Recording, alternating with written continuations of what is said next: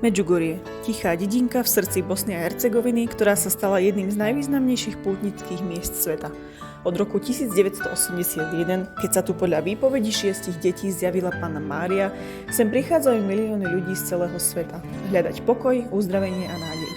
Počas našej púti navštívime kostol svätého Jakuba, centrum duchovného života s každodennými svätými omšami, modlitbami ruženca a adoráciou. Spoločne vystúpime na vrch Podbrodok, miesto zjavení, aj na Križovac, kde sa modlievame krížovú cestu pri monumentálnom kríži. Okrem duchovného programu si doprajeme aj chvíle oddychu.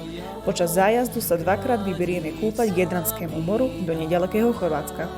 Čisté more, príjemné prostredie a spoločné chvíle vám prinesú aj telesné osvieženie. Medžugorje nie je len miesto, je to zážitok, ktorý pohľadí dušu a zanechá vo vás hlbokú stopu. Poďte s nami na púť, ktorá môže zmeniť váš život.